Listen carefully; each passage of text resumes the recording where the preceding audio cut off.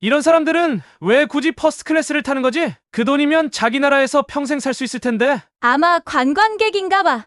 이상한 코스튬 입고 사진이나 찍으려고 온 것 같아. 준호의 가슴이 무너져 내렸습니다. 지금 이 승무원들의 눈에는 그저 이상한 옷을 입은 아시아노인으로 보일 뿐입니다. 퍼스트 클래스의 푹신한 좌석에 앉았지만 그의 마음은 딱딱하게 굳어갔습니다. 시간이 지날수록 레이첼과 마이클의 태도는 더욱 노골적이 되었습니다. 다른 승객들에게는 친절하게 대하면서도 준호에게는 거의 말을 걸지 않았습니다. 때로는 그의 요청을 완전히 무시하기도 했습니다. 준호 앞에 앉아있던 미국인 부부가 이 상황을 눈치챘는지 다른 좌석으로 자리를 옮겨달라고 요청했습니다. 그들의 속삭임이 준호의 귀에 들렸습니다. 저 아시아 노인 옆에 앉고 싶지 않아요. 이상한 냄새 나요. 그 말에 준호의 심장이 내려앉았습니다. 그는 항상 깨끗하게 몸을 관리했고 오늘 아침에도 샤워를 하고 좋은 향수를 뿌렸습니다.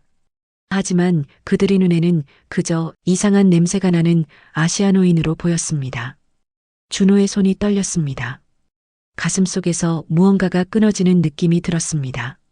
마침내 비행기가 프랑스 영공으로 들어섰다는 안내방송이 나왔습니다. 앞으로 2시간 후면 샤를드골 공항에 도착한다고 했습니다.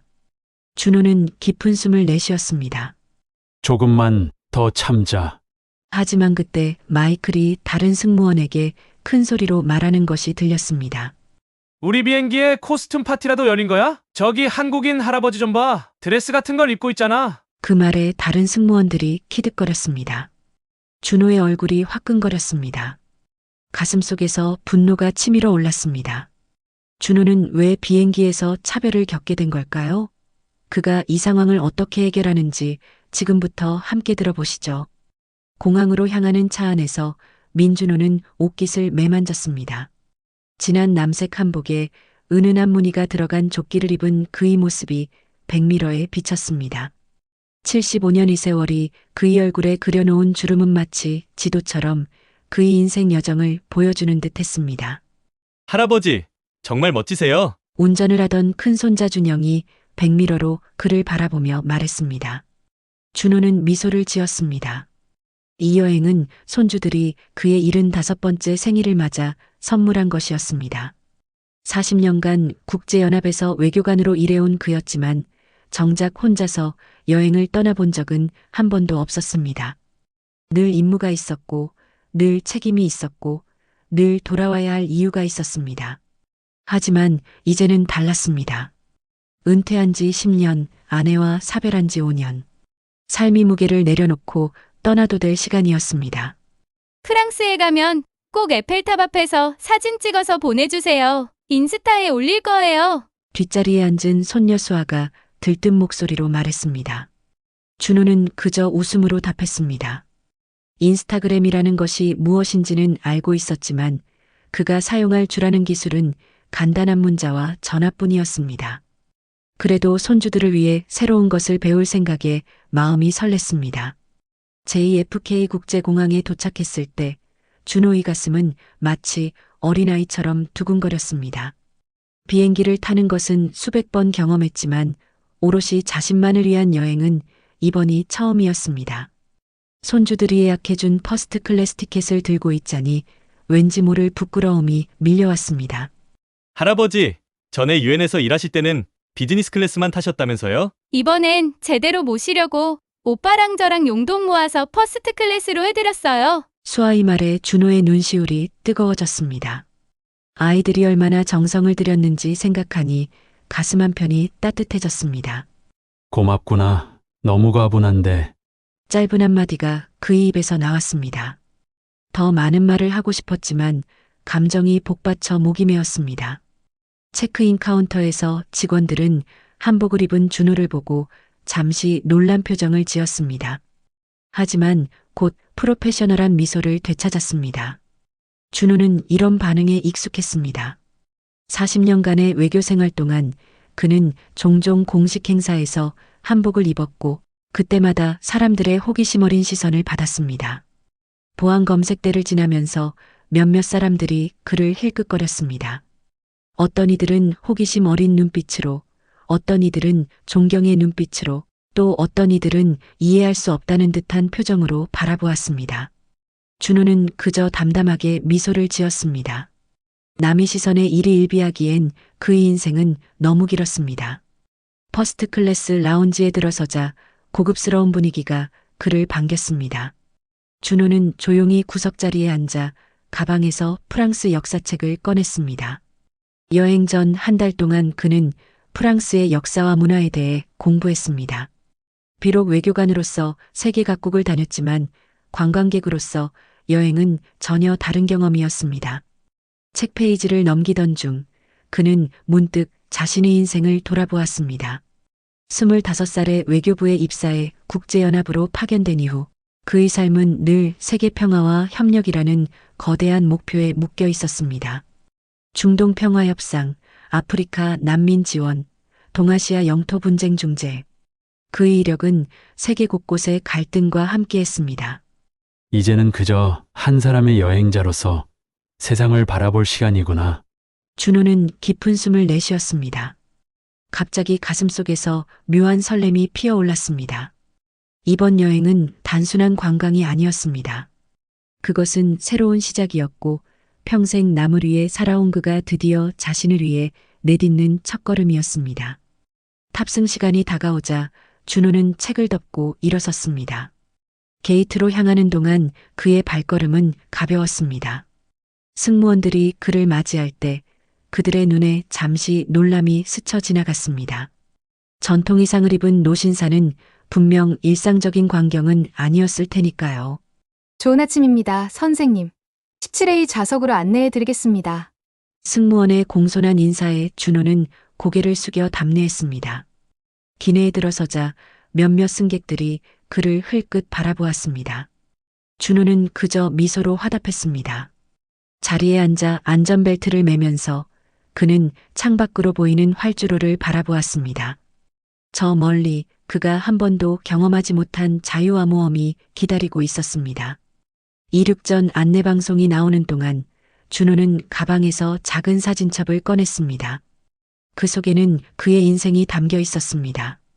젊은 시절의 사진, 아내와의 결혼식, 아이들의 성장 과정, 그리고 최근 찍은 손주들과의 사진까지. 그는 특히 마지막 페이지에 있는 사진에 시선이 머물렀습니다. 그의 75번째 생일 파티에서 손주들이 여행 티켓을 선물하는 순간을 담은 사진이었습니다. 고맙구나. 정말 고맙구나. 가슴속에서 뜨거운 감정이 솟구쳤습니다. 사랑받는다는 것, 그것은 그의 긴 인생에서 가장 큰 축복이었습니다. 비행기가 활주로를 달리기 시작했습니다. 준호는 창밖을 바라보며 깊은 숨을 내쉬었습니다. 뉴욕의 스카이라인이 점점 작아지는 것을 바라보면서 그는 이번 여행이 단순한 관광이 아닌 자신을 되찾는 여정이 될 것임을 느꼈습니다. 비행기가 구름 위로 솟아오르자 준호는 여행 일정표를 꺼내 살펴보았습니다. 파리에서 3일, 니스에서 2일, 그리고 몽생 미셸에서 1일. 손주들이 세심하게 계획해준 일정이었습니다. 특히 마지막 날 몽생 미셸을 방문하는 것은 준영이의 아이디어였습니다. 바다 위에 세워진 수도원이 준호가 젊은 시절부터 꼭 한번 가보고 싶어 했던 곳임을 기억하고 있었던 것입니다. 아이들이 이렇게 큰 어른이 되었구나. 자리에 기대앉으며 준호는 미소를 지었습니다. 승무원이 다가와 음료를 권했습니다. 준호는 샴페인을 부탁했습니다. 평소에는 술을 거의 마시지 않았지만 오늘은 특별한 날이었습니다. 유리잔에 담긴 황금빛 액체를 바라보며 그는 조용히 건배를 했습니다. 새로운 시작을 위하여. 첫 모금을 마시는 순간 준호의 입가에 미소가 번졌습니다. 샴페인의 기포가 혀끝에서 터지는 느낌이 마치 그의 가슴속에서 피어오르는 설렘과 같았습니다. 그는 창밖으로 펼쳐진 구름바다를 바라보았습니다. 저 너머에는 그가 한 번도 경험하지 못한 세계가 기다리고 있었습니다. 준호는 가방에서 손주들이 선물해준 디지털 카메라를 꺼냈습니다. 준영이가 사용법을 가르쳐 주었지만 아직도 버튼들이 헷갈렸습니다. 그래도 이번 여행에서는 많은 사진을 찍어 손주들에게 보여주고 싶었습니다. 창밖에 구름을 한 장 찍어보려 카메라를 들었지만 어떤 버튼을 눌러야 할지 망설여졌습니다. 옆자리의 중년 신사가 그의 어려움을 눈치챘는지 미소를 지으며 말을 걸었습니다. 준호는 감사히 도움을 받아 구름 사진을 몇 장 찍었습니다. 처음 보는 사람과의 이런 작은 교류가 여행의 즐거움 중 하나라는 것을 그는 알고 있었습니다. 식사 시간이 되자 승무원이 정성스럽게 차린 식사를 가져왔습니다. 프랑스식 코스 요리였습니다. 준호는 천천히 음식을 음미하며 프랑스에서 맛볼 진짜 프랑스 요리에 대한 기대를 키웠습니다. 평생 공식 만찬에서 각국 의요리를 접해왔지만 현지에서 맛보는 음식은 또 다른 경험일 것이라 생각했습니다. 식사를 마친 후 준호는 다시 프랑스 역사책을 펼쳤습니다. 하지만 곧 피로가 밀려와 책이 그의 손에서 미끄러져 내렸습니다. 눈을 감으며 그는 이번 여행에서 만날 풍경들을 상상했습니다. 에펠탑의 웅장함, 루브르 박물관의 예술 작품들, 세느강의 잔잔한 물결. 비행기는 계속해서 대서양을 건너고 있었고 그의 마음은 이미 프랑스의 거리를 거닐고 있었습니다. 준호는 깊은 잠에서 깨어났습니다. 창밖으로는 여전히 푸른 대서양이 펼쳐져 있었습니다. 시계를 보니 출발한 지 3시간이 지난 후였습니다. 목이 말라 물을 마시고 싶었지만 승무원 호출 버튼을 누르기가 망설여졌습니다. 평생 남에게 부탁하는 것을 어려워했던 그였습니다. 하지만 갈증이 심해져 결국 호출 버튼을 눌렀습니다. 그리고 기다렸습니다. 1분, 2분, 5분. 아무도 오지 않았습니다. 주변을 둘러보니 다른 승객들은 금세 서비스를 받고 있었습니다. 준호의 가슴 한편이 묘하게 조여왔습니다. 익숙한 느낌이었습니다. 40년 외교 생활 동안 그는 이런 미묘한 차별을 수없이 경험했습니다. 다시 한번 버튼을 누르고 10분이 지났을 때 금발의 여성 승무원이 마지못해 다가왔습니다. 그녀의 이름표에는 레이첼이라고 적혀 있었습니다. 무엇을 도와드릴까요? 레이첼의 목소리는 차가웠습니다. 다른 승객들에게 보여주던 친절한 미소는 온데간데 없었습니다. 그녀의 눈빛에는 약간의 짜증이 서려 있었습니다. 물 한 잔 부탁드립니다.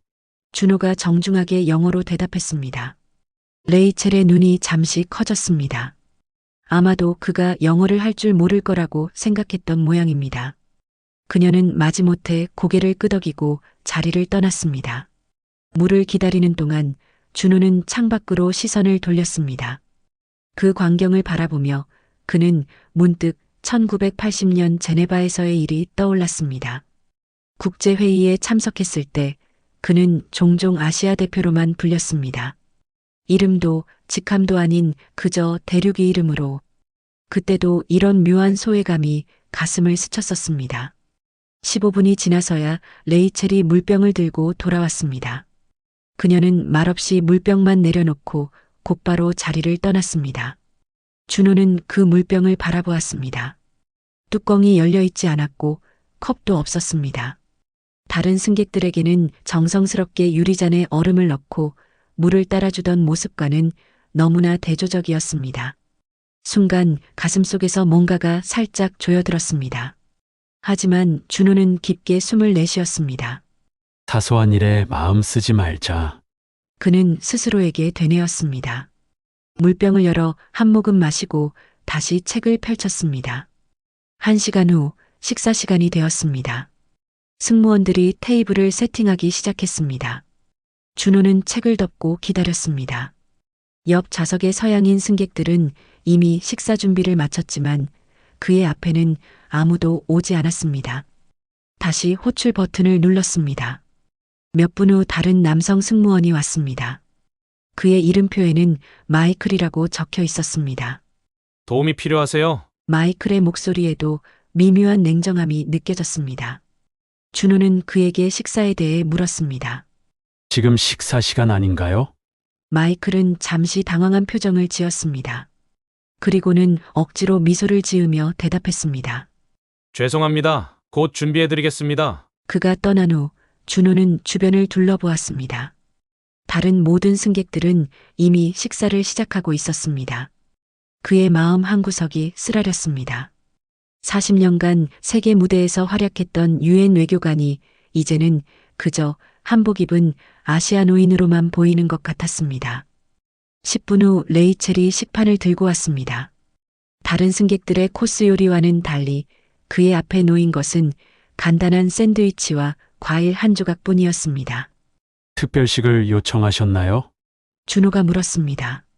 레이첼은 어깨를 으쓱했습니다. 특별한 옷을 입으셨으니 특별한 음식이 필요하실 줄 알았어요. 그 말에 준호의 심장이 무겁게 내려앉았습니다. 40년 외교관 생활 동안 그는 언제나 의연하게 대처해왔습니다. 하지만 이번에는 무언가 달랐습니다. 어쩌면 나이가 들어서일까요? 아니면 더 이상 공식적인 직함이 없어서일까요? 갑자기 그의 가슴 속에서 분노가 차올랐습니다. 하지만 그는 침착함을 유지했습니다. 그저 고개를 끄덕이고 샌드위치를 먹기 시작했습니다. 입안이 마치 모래를 씹는 것 같았습니다. 음식은 목구멍을 타고 내려가지 않았습니다. 잠시 후 복도에서 속삭이는 소리가 들렸습니다. 준호는 귀를 기울였습니다. 레이첼과 마이클이 그에 대해 이야기하고 있었습니다. 저 할아버지는 뭘 입고 온 거야? 무슨 코스프레인가? 모르겠어. 어떤 아시아 전통 의상인가 봐. 웃겨 보이지 않아? 퍼스트 클래스의 코스튬 파티는 처음이네. 두 사람의 웃음소리가 준호의 귀에 들렸습니다. 그의 손이 무의식적으로 떨렸습니다. 숟가락을 내려놓았습니다. 더 이상 먹을 수 없었습니다. 가슴 속에서 뜨거운 것이 치밀어 올랐습니다. 그는 차분히 물 한 모금을 마시고 눈을 감았습니다. 식사를 마친 다른 승객들에게 승무원들은 디저트와 커피를 제공하고 있었습니다. 하지만 준호의 테이블은 그대로 방치되었습니다. 그는 다시 호출 버튼을 눌렀습니다. 아무도 오지 않았습니다. 5분, 10분. 결국 20분이 지나서야 마이클이 나타났습니다. 무슨 일이신가요? 그의 목소리에는 짜증이 묻어 있었습니다.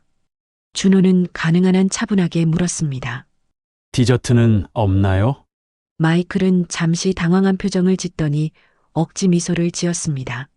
물론이죠. 바로 가져다 드리겠습니다. 그가 돌아서는 순간 준호는 그가 눈을 굴리는 것을 보았습니다.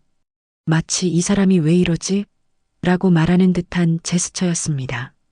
준호의 마음에 상처가 났습니다. 수십 년간 세계 정치의 중심에서 활약했던 그가 이제는 이런 대우를 받고 있었습니다. 디저트가 나왔을 때 그것은 다른 승객들의 정교한 디저트와는 달리 단순한 과일 조각 몇 개뿐이었습니다. 준호는 그것을 바라보았습니다. 더 이상 배고프지 않았습니다. 그저 가슴이 아팠습니다. 옆자리의 백인 남성이 그의 상황을 눈치챘는지 말을 걸어왔습니다. 괜찮으세요? 승무원들이 당신을 제대로 대하지 않는 것 같네요. 준호는 미소를 지으려 했지만 입술이 떨렸습니다. 그는 그저 고개를 끄덕였습니다.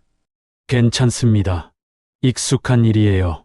그 말이 입에서 나오는 순간 준호는 자신이 얼마나 지쳤는지 깨달았습니다. 승객이 자리로 돌아간 후 준호는 창밖을 바라보았습니다. 구름 위로 펼쳐진 하늘이 갑자기 외롭게 느껴졌습니다. 손주들이 그를 위해 예약해준 퍼스트 클래스 좌석. 그들은 그에게 최고의 경험을 선물하고 싶었을 텐데 그 생각에 준호의 눈시울이 뜨거워졌습니다. 비행이 계속되는 동안 상황은 나아지지 않았습니다. 레이첼과 마이클은 계속해서 그를 무시했습니다. 물을 요청해도 지나치게 오래 기다려야 했고 담요를 부탁해도 나중에 가져다 드리겠다며 결국 가져다 주지 않았습니다. 화장실에 다녀오는 길 준호는 갤리 근처에서 레이첼과 마이클이 속삭이는 소리를 들었습니다. 그들은 또 그에 대해 이야기하고 있었습니다. 이런 사람들은 왜 굳이 퍼스트 클래스를 타는 거지? 그 돈이면 자기 나라에서 평생 살 수 있을 텐데. 아마 관광객인가 봐. 이상한 코스튬 입고 사진이나 찍으려고 온 것 같아. 준호의 가슴이 무너져 내렸습니다. 40년간 세계 각국의 대사들과 정상들을 만나온 그였습니다. 하지만 지금 이 승무원들의 눈에 그는 그저 이상한 옷을 입은 아시아 노인일 뿐이었습니다. 자리로 돌아오는 길에 준호의 발걸음이 무거웠습니다. 평생 존엄을 지키며 살아왔던 그였지만 지금은 마치 자신의 존재 자체가 부정당하는 느낌이었습니다. 퍼스트 클래스의 푹신한 좌석에 앉았지만 그의 마음은 딱딱하게 굳어갔습니다. 시간이 지날수록 레이첼과 마이클의 태도는 더욱 노골적이 되었습니다. 다른 승객들에게는 친절하게 대하면서도 준호에게는 거의 말을 걸지 않았습니다. 때로는 그의 요청을 완전히 무시하기도 했습니다. 준호 앞에 앉아있던 미국인 부부가 이 상황을 눈치챘는지 다른 좌석으로 자리를 옮겨달라고 요청했습니다. 그들의 속삭임이 준호의 귀에 들렸습니다. 저 아시아 노인 옆에 앉고 싶지 않아요. 이상한 냄새가 나요. 그 말에 준호의 심장이 내려앉았습니다. 그는 항상 깨끗하게 몸을 관리했고 오늘 아침에도 샤워를 하고 좋은 향수를 뿌렸습니다. 하지만 그들의 눈에는 그저 이상한 냄새나는 아시아노인으로 보였습니다. 준호의 손이 떨렸습니다. 가슴속에서 무언가가 끊어지는 느낌이 들었습니다. 40년간의 외교 생활 동안 그는 항상 인내하고 이해하고 용서했습니다. 하지만 오늘 이 비행기 안에서 그는 더 이상 참을 수 없다고 느꼈습니다. 마침내 비행기가 프랑스 영공으로 들어섰다는 안내 방송이 나왔습니다. 앞으로 2시간 후면 샤를 드골 공항에 도착한다고 했습니다.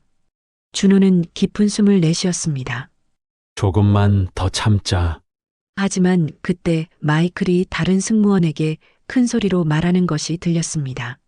우리 비행기에 코스튬 파티라도 열린 거야? 저기 한국인 할아버지 좀 봐. 무슨 드레스 같은 걸 입고 있잖아. 그 말에 다른 승무원들이 키득거렸습니다.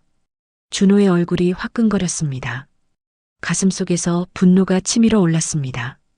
천천히 일어나 가방에서 전화기를 꺼냈습니다. 그리고 번호를 눌렀습니다. 그의 손가락이 떨리고 있었습니다. 하지만 그의 눈빛은 단호했습니다. 데이비드 존슨 씨와 통화하고 싶습니다. 네, 항공사 CEO 말입니다. 준호의 목소리는 조용했지만 강인했습니다. 마이클과 레이첼이 놀란 표정으로 그를 바라보았습니다. 그들의 얼굴에서 혈색이 빠져나갔습니다. 제 이름은 민준호입니다. 유엔 외교관으로 40년간 일했습니다. 전화기 너머로 누군가의 목소리가 들렸습니다. 준호는 완벽한 영어로 대화를 이어갔습니다. 레이첼과 마이클의 표정이 점점 굳어갔습니다. 다른 승객들도 놀란 눈으로 상황을 지켜보고 있었습니다. 네, 지금 당장 만나 뵙고 싶습니다. 이 항공사의 승무원들이 문화적 차별을 하고 있습니다. 전화를 끊자 비행기 안이 조용해졌습니다. 모든 시선이 준호에게 향해 있었습니다. 마이클과 레이첼은 창백한 얼굴로 서로를 바라보았습니다. 그들의 눈에는 공포가 서려 있었습니다. 준호는 다시 자리에 앉았습니다. 그의 마음은 이상하게 평온했습니다. 창밖으로 프랑스의 풍경이 보이기 시작했습니다. 그 아름다운 광경에도 준호의 마음은 무거웠습니다. 하지만 동시에 그는 이상한 해방감을 느꼈습니다. 더 이상 참지 않아도 된다는 해방감. 더 이상 침묵하지 않아도 된다는 자유로움. 비행기가 서서히 고도를 낮추기 시작했습니다. 준호는 깊은 숨을 내쉬었습니다. 그의 첫 프랑스 여행은 이렇게 시작되고 있었습니다. 준호의 전화통화 이후 비행기 안은 묘한 긴장감으로 가득 찼습니다. 레이첼과 마이클은 창백한 얼굴로 갤리 근처에 모여 속삭이고 있었습니다. 그들의 눈빛에는 불안과 공포가 서려 있었습니다. 다른 승객들은 호기심 어린 눈으로 준호를 바라보았습니다. 기장의 목소리가 기내 방송을 통해 흘러나왔습니다. 승객 여러분, 안내 말씀드립니다. 예상치 못한 상황으로 인해 저희 비행기는 샤를드골 공항에 도착하기 전에 잠시 대기 상태로 들어갈 예정입니다. 불편을 끼쳐드려 대단히 죄송합니다. 준호의 눈썹이 살짝 올라갔습니다. 그는 40년 외교 생활 동안 세계 각국을 다니며 수많은 비행기를 타봤지만 이런 상황은 처음이었습니다. 10분 후 비행기가 천천히 고도를 낮추기 시작했습니다. 창밖으로 샤를드골 공항이 보였습니다. 하지만 비행기는 활주로가 아닌 다른 방향으로 향하고 있었습니다. 준호는 표정 하나 바꾸지 않았지만 그의 내면에는 미묘한 긴장감이 흘렀습니다. 비행기가 특별 게이트에 도착했을 때 모든 승객들이 의아한 표정을 지었습니다. 준호 역시 상황을 예측할 수 없었습니다. 그저 데이비드에게 항해 전화를 했을 뿐인데 이런 조치가 취해질 줄은 몰랐습니다. 갑자기 기내 문이 열렸습니다. 정장을 차려입은 중년의 남성이 비행기에 올라왔습니다. 그의 얼굴은 긴장감으로 가득 차 있었습니다. 그의 뒤로는 몇몇 항공사 임원들이 따라 들어왔습니다. 준호의 눈이 커졌습니다. 그 남성은 데이비드 존슨이었습니다. 항공사의 CEO. 그가 직접 비행기에 올라온 것입니다. 데이비드는 주변을 둘러보다가 준호를 발견하자 곧장 그에게 다가왔습니다. 그의 표정에는 존경과 당혹감이 뒤섞여 있었습니다. 민준호 대사님, 데이비드가 공손하게 인사했습니다. 그의 목소리에는 진심 어린 존경심이 묻어 있었습니다. 준호는 가볍게 고개를 끄덕였습니다. 두 사람은 2006년 유엔 본부에서 열린 항공안전회의에서 처음 만났습니다. 그때 준호는 아시아 지역 대표로 참석했었고 데이비드는 민간항공산업 대표였습니다. 정말 죄송합니다. 대사님, 저희 직원들이 어떤 실수를 했는지 듣고 바로 달려왔습니다. 데이비드의 진심 어린 사과에 준호는 담담히 고개를 끄덕였습니다. 레이첼과 마이클은 창백한 얼굴로 복도에 서 있었습니다. 그들의 눈에는 공포와 당혹감이 가득했습니다. 데이비드가 그들을 향해 날카로운 시선을 던졌습니다. 여러분, 제가 소개해드릴 분이 계십니다. 데이비드의 목소리가 비행기 안에 울려 퍼졌습니다. 모든 승객들이 귀를 기울였습니다. 이분은 민준호 대사님이십니다. 40년간 유엔에서 외교관으로 일하셨고 수많은 국제 분쟁을 중재하신 분입니다. 2006년 노벨 평화상 후보에 오르셨고 2010년에는 유엔 평화유지군 특별고문으로 활동하셨습니다. 준호는 가만히 앉아 있었습니다. 데이비드의 말 한마디 한마디가 그의 가슴을 파고들었습니다. 그는 결코 자신의 업적을 자랑하는 사람이 아니었습니다. 오히려 자신의 일은 그저 당연한 의무라고 생각했습니다. 하지만 지금 이 순간 그의 40년 외교 생활이 한 사람의 입을 통해 소개되는 것을 들으니 왠지 모를 감정이 북받쳐 올랐습니다. 승객들의 얼굴에 놀라움이 번졌습니다. 그들의 시선이 이제는 경외감으로 가득 찬 채 준호를 향했습니다. 레이첼과 마이클의 얼굴은 더욱 창백해졌습니다. 그들의 눈에는 후회와 부끄러움이 가득했습니다. 데이비드가 준호 앞에 공손히 고개를 숙였습니다. 대사님, 저희 직원들의 무례함에 진심으로 사과드립니다. 이런 일이 일어나서는 안 되었습니다. 준호는 천천히 일어섰습니다. 그의 모습은 한복을 입은 노인이 아니라 40년 외교 경력의 무게를 지닌 위엄 있는 대사의 모습이었습니다. 그의 눈빛은 부드러웠지만 단호했습니다. 존슨 씨, 직접 와주셔서 감사합니다. 준호의 목소리는 조용했지만 강인했습니다. 그의 영어는 완벽했고 억양은 세련되었습니다. 다른 승객들의 눈이 더욱 커졌습니다. 하지만 저는 오늘 대사가 아닌 그저 첫 여행을 떠나는 한 노인으로 이 비행기에 탔습니다. 제 직함이나 경력이 아닌 한 인간으로서 존중받고 싶었습니다. 준호의 말에 데이비드는 고개를 숙였습니다. 그의 표정에는 진심 어린 부끄러움이 서려 있었습니다. 전적으로 동의합니다, 대사님. 모든 승객은 동등한 존중을 받아야 합니다. 특히 문화적 다양성을 존중하는 것은 우리 항공사의 핵심 가치입니다. 적어도 그래야만 합니다. 데이비드의 말에 준호는 가볍게 고개를 끄덕였습니다.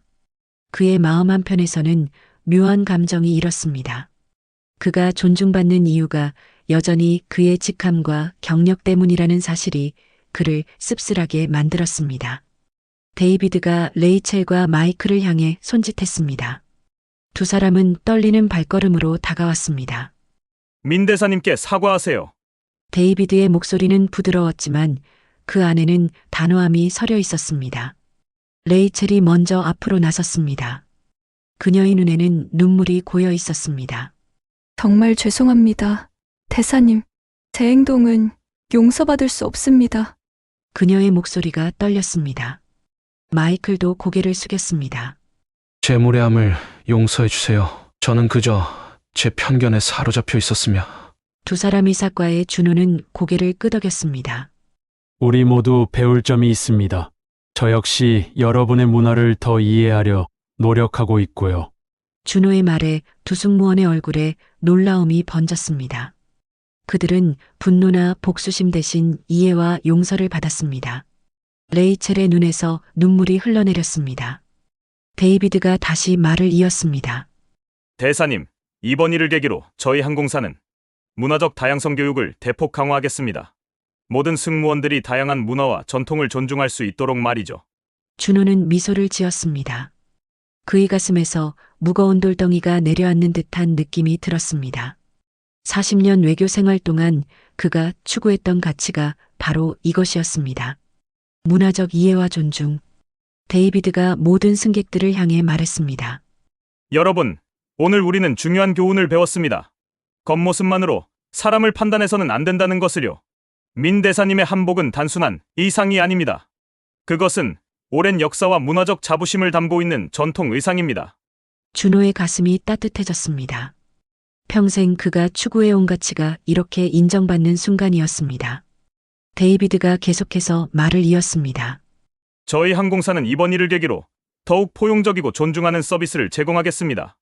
모든 문화, 모든 전통, 모든 사람들이 동등한 존중을 받을 수 있도록 말이죠. 그의 선언에 비행기 안에서 박수 소리가 터져 나왔습니다. 준호는 조용히 앉아 그 순간을 지켜보았습니다. 그의 눈가에 미소가 어렸습니다. 데이비드가 준호에게 고개를 숙이며 말했습니다. 대사님, 오늘 저희에게 값진 교훈을 주셔서 감사합니다. 앞으로 남은 비행 시간 최고의 서비스를 제공하겠습니다. 그리고 파리에 도착하시면 저희가 특별히 준비한 환영 행사가 있을 예정입니다. 준호는 부드럽게 고개를 저었습니다. 그럴 필요 없습니다. 존슨 씨. 저는 그저 평범한 여행자로 파리를 즐기고 싶습니다. 데이비드는 존경심 어린 눈빛으로 고개를 끄덕였습니다. 이해합니다. 대사님. 하지만 적어도 저희 측에서 작은 사과의 표시로 리무진을 준비했습니다. 공항에서 호텔까지 모셔드리겠습니다. 준호는 미소를 지으며 고개를 끄덕였습니다. 사실 그는 지하철을 타고 파리의 일상을 경험해보고 싶었습니다. 하지만 데이비드의 진심 어린 사과를 거절하고 싶지 않았습니다. 데이비드가 모든 승객들을 향해 다시 한번 사과했습니다. 승객 여러분, 불편을 끼쳐드려 대단히 죄송합니다. 곧 파리에 도착할 예정입니다. 남은 비행 시간 동안 최상의 서비스를 제공하겠습니다. 그의 말이 끝나자 비행기는 다시 움직이기 시작했습니다. 준호는 창밖으로 시선을 돌렸습니다. 프랑스의 아름다운 풍경이 펼쳐져 있었습니다. 그의 마음은 이상하게 평온했습니다. 레이첼이 조심스럽게 다가와 말했습니다. 대사님, 무엇을 도와드릴까요? 그녀의 목소리는 이제 진심 어린 존중으로 가득 차 있었습니다. 준호는 미소를 지었습니다. 물 한 잔 부탁합니다. 레이첼은 즉시 고개를 끄덕이고 서둘러 물을 가져왔습니다. 이번에는 유리잔에 얼음을 넣고 레몬 조각을 곁들인 물이었습니다. 그녀는 정성스럽게 테이블을 세팅하고 물을 따랐습니다. 감사합니다. 준호의 말에 레이첼은 진심 어린 미소를 지었습니다. 그녀의 눈에는 더 이상 차별이나 무시가 없었습니다. 오히려 배움의 의지가 깃들어 있었습니다. 대사님, 실례가 안 된다면 그 옷에 대해 더 알고 싶습니다. 레이첼의 질문에 준호는 미소를 지었습니다. 그는 천천히 한복에 대해 그리고 그것이 한국 문화에서 갖는 의미에 대해 설명하기 시작했습니다. 레이첼은 진지하게 귀를 기울였습니다. 그녀의 눈빛에는 진정한 관심과 존중이 깃들어 있었습니다. 레이첼이 다가와 정중하게 음료를 제공했습니다. 그녀의 표정에는 더 이상 냉정함이 없었습니다. 오히려 진심 어린 미소가 그녀의 얼굴을 밝게 만들었습니다. 대사님, 저희 항공사에 특별 와인을 준비했습니다. 프랑스 보르도 지방의 2015년산 빈티지입니다. 준호는 미소를 지으며 고개를 끄덕였습니다. 와인 한 모금을 마신 그의 입가에 미소가 번졌습니다. 40년 외교 생활 동안 그는 수많은 고급 와인을 마셔봤지만 오늘의 와인은 특별했습니다. 맞은편 좌석에 앉아있던 백발의 프랑스인 노신사가 준호에게 미소를 지으며 말을 걸어왔습니다. 실례합니다. 대사님. 제 이름은 피에르 뒤퐁입니다. 파리에 처음 방문하시는군요? 준호는 고개를 끄덕였습니다. 피에르의 친절한 목소리에 그의 마음이 따뜻해졌습니다. 네, 첫 방문입니다. 사실 이번이 제 인생 첫 개인 여행이에요. 피에르의 눈이 커졌습니다. 그는 놀란 표정으로 물었습니다. 40년 외교관 생활을 하셨는데 개인 여행은 처음이신가요? 준호는 쓸쓸한 미소를 지었습니다. 그의 눈빛에는 지나온 세월의 무게가 담겨 있었습니다. 항상 임무가 있었죠. 항상 책임이 있었고요. 이번이 정말 제 자신만을 위한 첫 여행입니다. 피에르는 깊이 공감하는 눈빛으로 고개를 끄덕였습니다. 그 역시 은퇴한 교수로 평생 학생들을 위해 살아온 사람이었습니다. 두 노인은 서로를 바라보며 묘한 동질감을 느꼈습니다.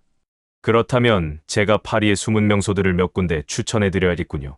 관광객들이 잘 모르는 진짜 파리를 보여드리고 싶습니다. 준호의 눈이 반짝였습니다. 그의 가슴에 설렘이 피어올랐습니다. 이것이야말로 그가 원했던 진정한 여행이었습니다. 관광 가이드북에 나오지 않는 현지인만이 아는 진짜 파리를 경험하는 것. 피에르는 종이에 몇 군데 장소의 이름과 주소를 적어 준호에게 건넸습니다. 그는 특히 몽마르트르의 작은 카페와 세느 강변에 숨겨진 서점을 강조했습니다. 준호는 감사한 마음으로 그 종이를 받아들었습니다. 두 사람의 대화를 듣고 있던 다른 승객들도 하나둘 대화에 참여하기 시작했습니다. 독일에서 온 여행가, 이탈리아 요리사, 영국의 역사학자, 각기 다른 나라에서 온 그들은 준호에게 자신들의 나라와 문화에 대해 이야기했고, 준호 역시 한국의 문화와 역사에 대해 설명했습니다. 비행기 안은 이제 작은 국제 문화 교류의 장이 되었습니다. 마이클이 조심스럽게 다가왔습니다. 그의 눈빛에는 여전히 부끄러움이 서려 있었지만 이제는 진심 어린 호기심도 함께 담겨 있었습니다. 대사님 실례지만 한복에 대해 더 알고 싶습니다. 정말 아름다운 의상이에요. 준호는 미소를 지으며 한복의 역사와 의미에 대해 설명하기 시작했습니다. 마이클은 진지하게 귀를 기울였습니다. 그의 눈빛에는 더 이상 경멸이 아닌 배움에 대한 열정이 깃들어 있었습니다. 설명을 마친 준호의 가슴이 따뜻해졌습니다. 무시와 차별을 받았던 그 순간들이 이제는 문화적 이해와 존중의 순간으로 변하고 있었습니다. 그의 눈가에 미소가 어렸습니다. 잠시 후 기내 스크린에 특별 메시지가 나타났습니다. 진정한 퍼스트 클래스란 품격과 존중을 실은 비행입니다. 그 메시지를 본 준호의 눈시울이 뜨거워졌습니다. 레이첼이 다시 다가와 정중하게 식사를 제공했습니다. 이번에는 정성스럽게 차린 코스 요리였습니다. 그녀는 각 요리에 대해 상세히 설명해 주었고 준호의 모든 요청에 즉시 응했습니다. 그녀의 서비스는 더 이상 의무적인 것이 아니라 진심에서 우러나오는 것이었습니다. 식사를 마친 후 이탈리아에서 온 젊은 여성이 준호에게 다가왔습니다. 그녀는 국제관계를 공부하는 학생이었습니다. 대사님, 유엔에서의 경험에 대해 더 듣고 싶습니다. 특히 문화간 갈등 해결에 대해서요. 준호의 눈이 반짝였습니다. 그는 기꺼이 자신의 경험을 나누기 시작했습니다. 준호는 특히 문화적 이해의 중요성에 대해 강조했습니다. 진정한 평화는 서로의 문화를 이해하고 존중할 때 비로소 가능합니다. 우리는 모두 다르지만 그 다름이 우리를 더욱 풍요롭게 만듭니다. 그의 말에 많은 승객들이 깊이 공감하며 고개를 끄덕였습니다. 준호의 가슴이 벅차올랐습니다. 그의 삶의 철학이 이렇게 다른 이들에게 전해지는 것을 느끼니 마치 외교관으로서의 마지막 임무를 수행하는 것 같았습니다. 창밖으로 펼쳐진 대서양의 풍경이 점점 유럽 대륙의 모습으로 변해갔습니다. 준호는 잠시 눈을 감고 깊은 생각에 잠겼습니다. 그는 이제 공식적인 직함 없이도 자신의 존재 자체로 문화적 교류의 다리가 될 수 있다는 것을 깨달았습니다. 비행기가 프랑스 영토 위로 들어섰다는 안내 방송이 나왔습니다. 준호의 가슴이 설렜습니다. 곧 파리에 도착할 것입니다. 그는 손주들에게 이 경험을 어떻게 이야기해 줄지 생각했습니다. 분명 그들은 자신들의 할아버지가 다시 한번 외교관이 되어 문화적 다리 역할을 했다는 사실에 자랑스러워할 것입니다. 레이첼이 마지막으로 다가와 정중하게 인사했습니다. 대사님, 오늘 저에게 귀중한 교훈을 주셔서 감사합니다. 평생 잊지 못할 경험이 될 것 같습니다. 그녀의 눈에는 진심 어린 감사함이 담겨 있었습니다. 준호는 따뜻한 미소로 답했습니다. 우리 모두가 배웠습니다. 레이첼 씨, 저 역시 많은 것을 배웠어요. 비행기가 서서히 하강하기 시작했습니다. 창밖으로 파리의 아름다운 풍경이 펼쳐졌습니다. 준호가 책에서만 보았던 모든 것들이 이제 그의 눈앞에 있었습니다. 비행기가 활주로에 착륙하는 순간 준호의 가슴에 묘한 감동이 일었습니다. 이것은 단순한 여행의 시작이 아니었습니다. 그것은 75년 인생의 새로운 장이었습니다. 비행기가 완전히 멈추고 승객들이 일어나기 시작했습니다. 많은 사람들이 준호에게 다가와 작별 인사를 건넸습니다. 비행기에서 내리며 준호는 마지막으로 한번 뒤를 돌아보았습니다. 레이첼과 마이클이 문 앞에 서서 정중하게 인사하고 있었습니다. 그들의 눈빛에는 더 이상 편견이 없었습니다. 오히려 배움과 존중이 가득했습니다. 파리의 공기가 준호의 얼굴을 스쳤습니다. 새롭고 신선한 느낌이었습니다. 그는 깊게 숨을 들이마셨습니다. 이제부터 진짜 여행이 시작되는 것입니다. 터미널로 향하는 동안 준호의 마음속에는 한 가지 생각이 맴돌았습니다. 모든 문화는 다 아름답다. 중요한 건 서로를 이해하려는 마음이지. 그의 입가에 미소가 번졌습니다. 지금까지 세계를 건너 뛴 민호의 훈훈한 사연이었습니다. 그의 아름다운 여정을 응원합니다. 여러분 건강하세요. 다음 편에 뵙겠습니다.